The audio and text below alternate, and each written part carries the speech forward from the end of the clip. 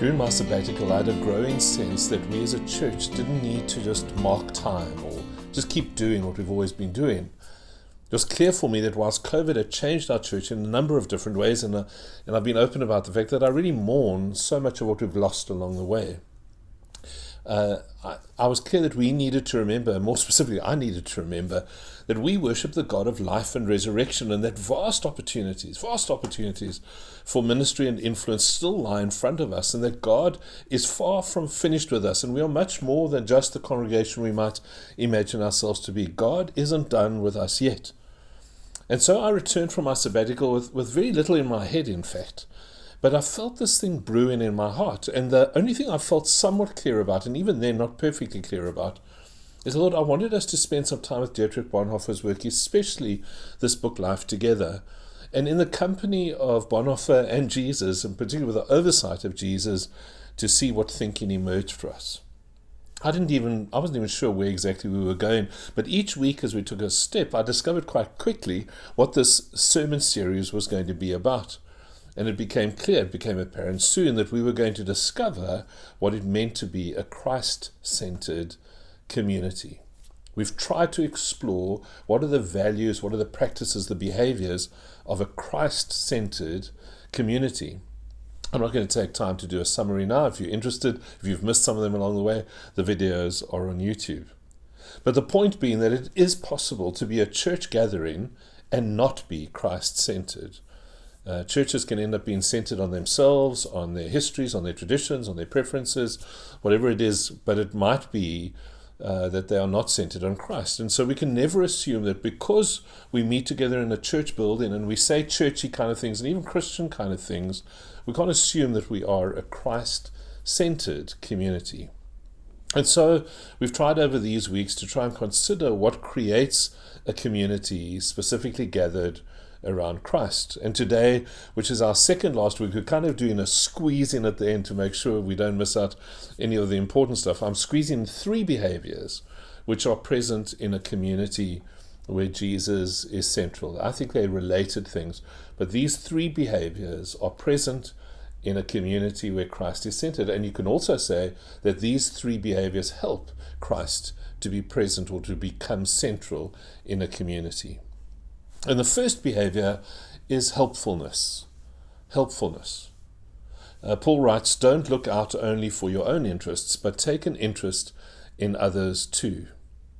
Now, when we speak of helpfulness today, I want to be clear, we're speaking more than just being helpful in the course of doing everyday stuff. I think we all want to be helpful to our friends and to our family in one way or another. But when Bonhoeffer speaks of helpfulness, he means being willing to be inconveniently interrupted and giving up time we don't always feel we have to give.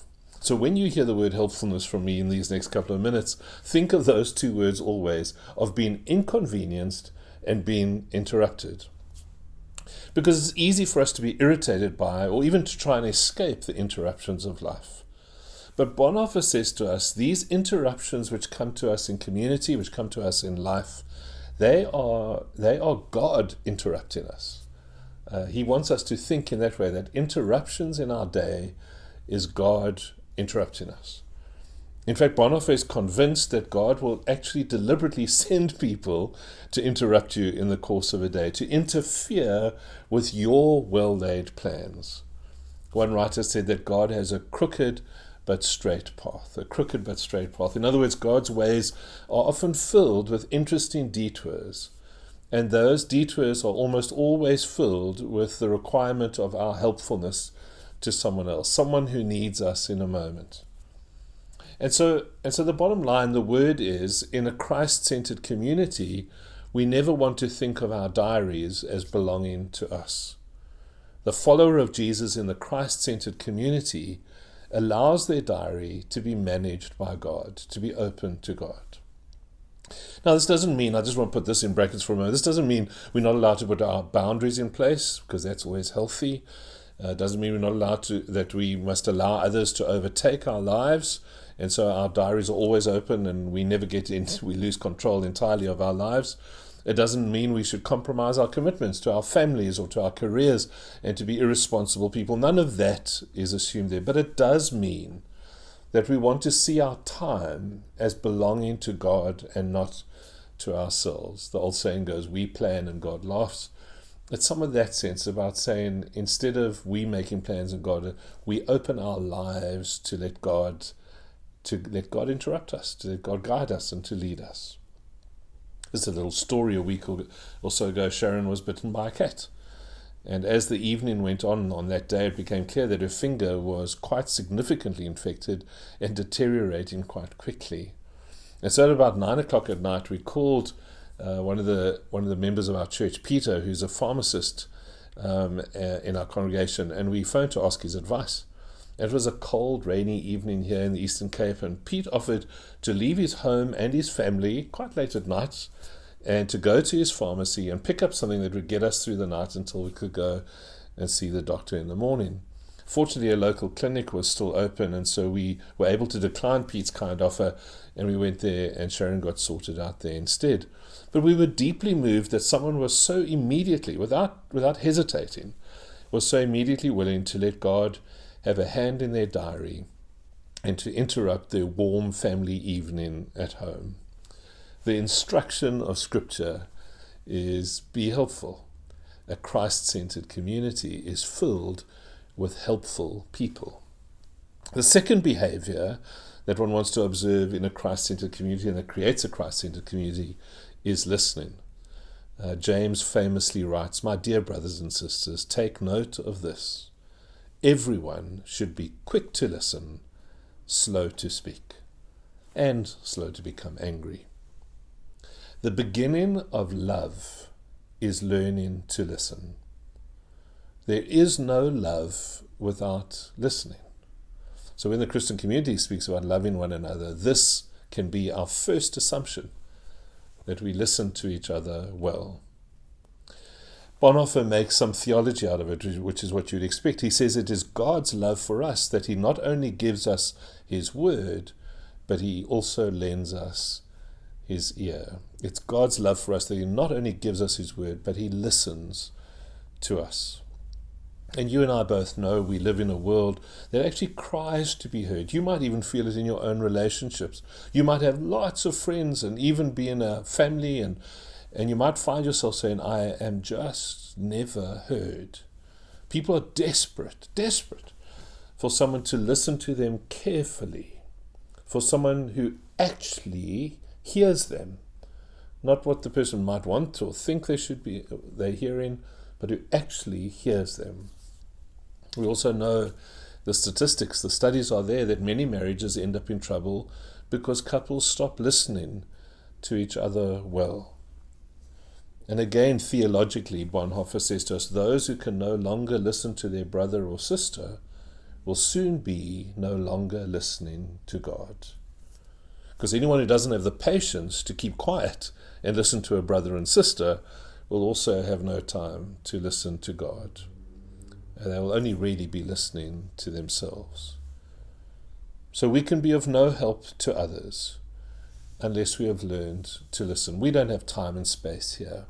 But I really want you to understand that any learning opportunity for you to grow and become a good listener is some of God's most important work for your life. In our own church, when we encourage people to stay for coffee afterwards, I want to tell you the least important thing about that is the coffee. What we really are encouraging is we want people to stay so that people can speak and be heard.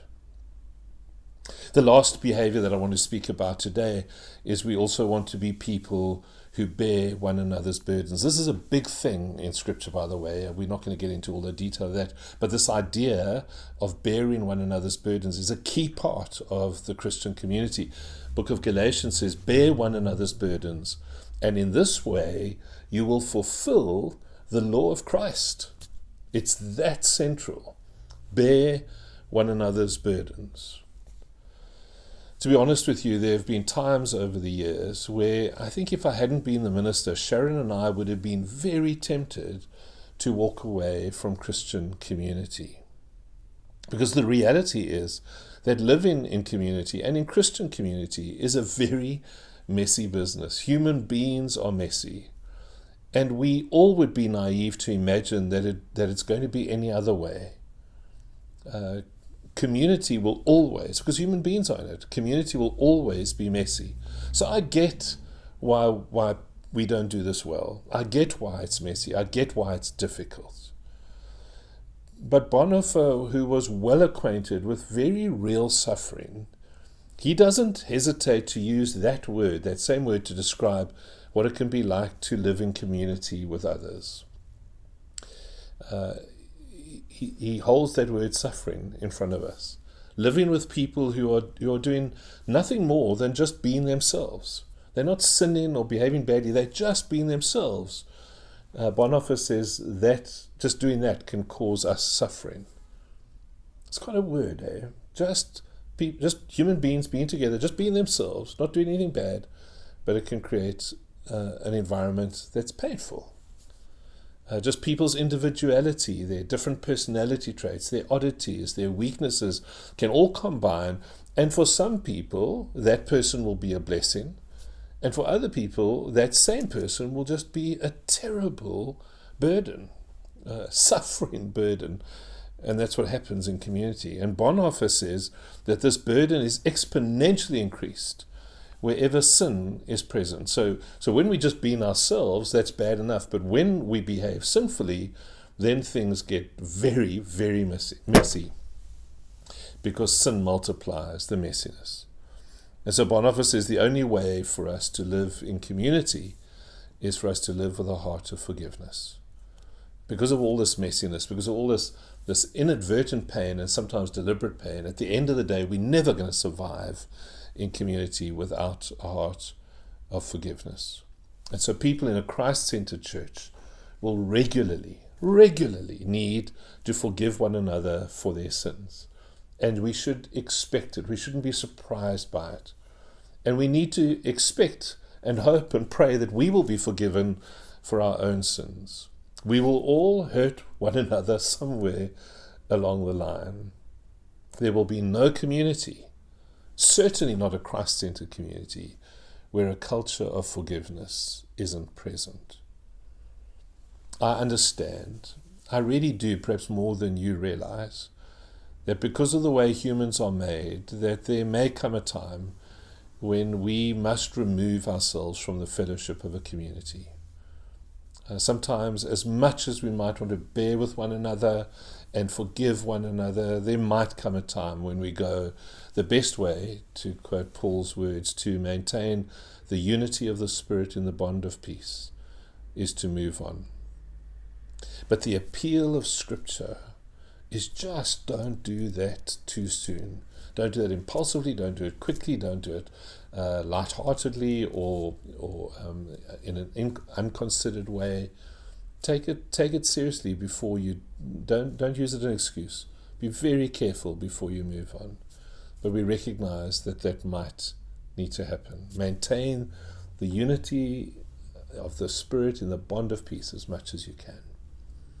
So, dear friends, to conclude with some words from our passage for today, let us consider how to provoke one another to love and to good deeds, not neglecting meeting together, as is the habit of some. Don't give up meeting together, but instead encouraging one another, and all the more encourage one another as you see the great day approaching. God be with you, and thank you for being in our community.